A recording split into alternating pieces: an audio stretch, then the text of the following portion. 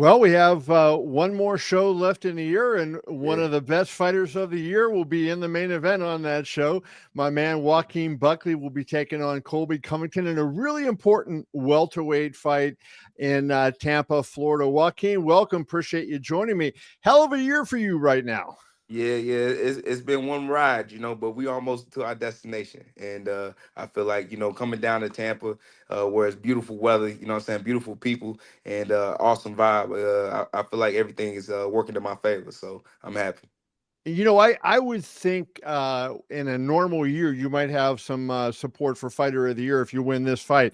I think with Alex Pereira and Yeah, and he already Ilya got it. Taporia He doing already what they're got it. doing, but you're 3-0 this year with a chance to go 4-0 and beating somebody like Colby Covington in the main Mhm. event.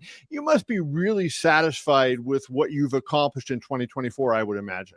I'm definitely satisfied with it, but yet again, this story ends on a good note with a win. So got to go out there and put it all out there, and I feel like I can't leave anything to waste.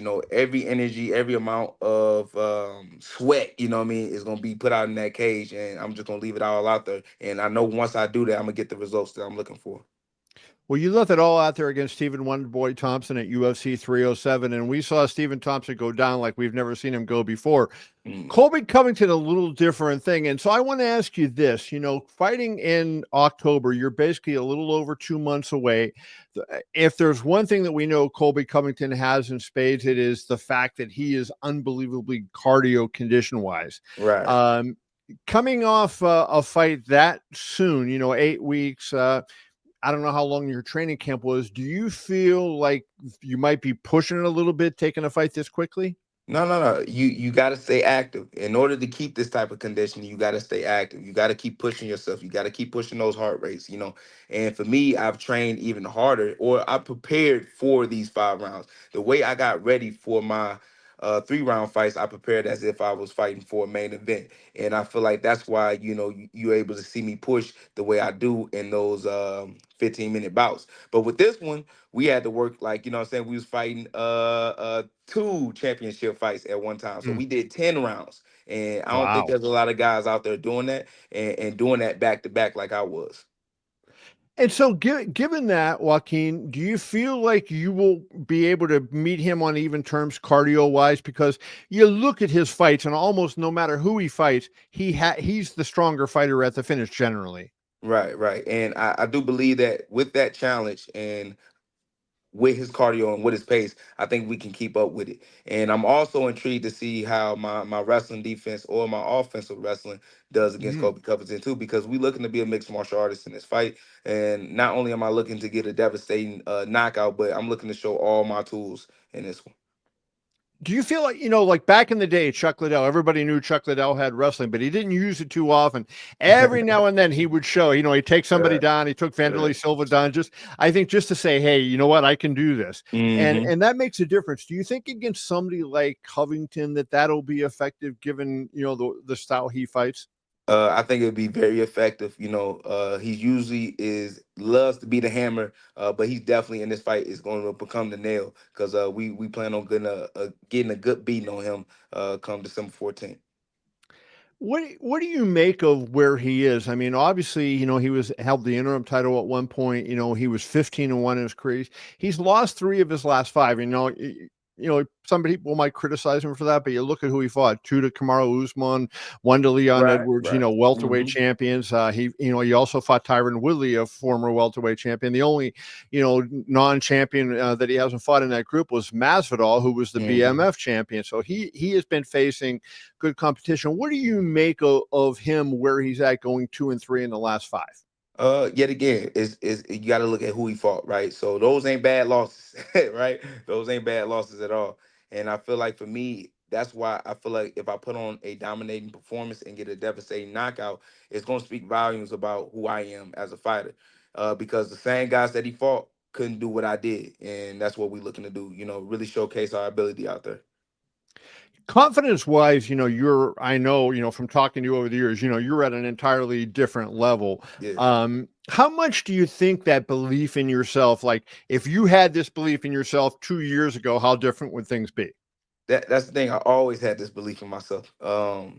But I was always so foolish because even at 185, I couldn't even see that it was the right weight class for me because I felt like I could beat everybody. So sometimes it's good to have a little bit of delusion, and but you got to have the work ethic too. You got to be able to put yourself in situations where you trying to become better, and you trying to challenge yourself. And that's what I feel like a lot of fighters do not do. But at the same time, if they don't do it, it puts me in a position where I can show up and show out. So I feel like the confidence comes from all the preparation and hard work that we put in. I know you kept your eye on. I saw you were doing a lot of Instagram lives throwing the fight card on Saturday, UFC Yes. 310. Should have been a main event welterweight title fight. Was not. Bilal Muhammad got hurt.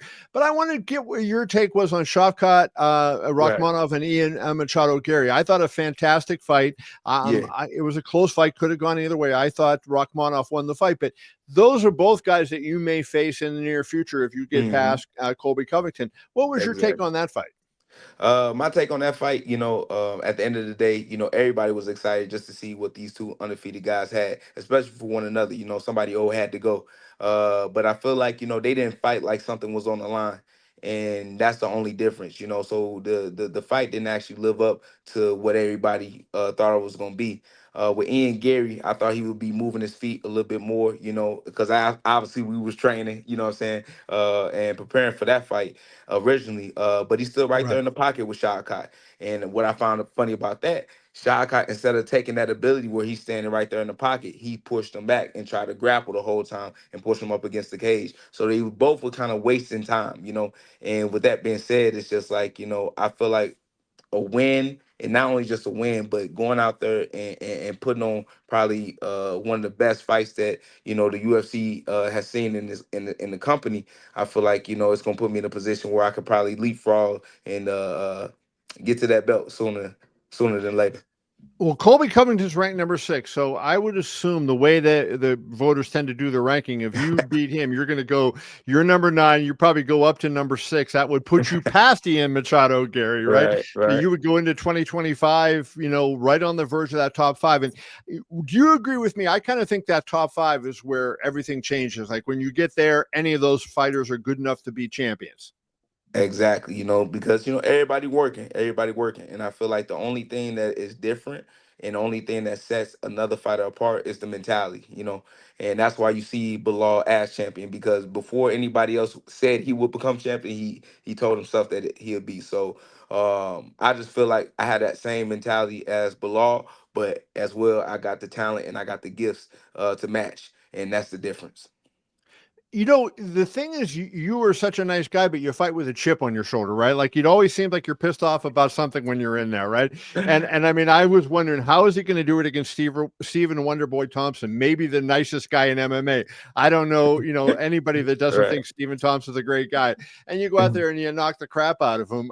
So how do you get yourself motivated and into that mind frame from just easygoing Joaquin into this Man. killer in the octagon? I got a good switch, and to be honest with you, it's just the way I train. It's just how I work. Even when we spar, we working hard, so that's why, I don't spar as much because I know there's a lot that can come with that, a lot of injuries or, somebody get hurt. So but the days that we do spar, just best believe that we putting in some good work.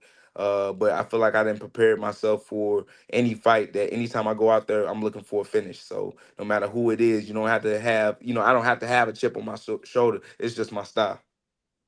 I mentioned earlier you were 3-0 with a chance to go 4-0. I wonder if you consider yourself 4-0 with a chance to go 5-0 because you settled your feud with DC. And Daniel Cormier and you kind of were not on the best Yeah. of terms. You settled the feud with DC. Do you look at that as a win?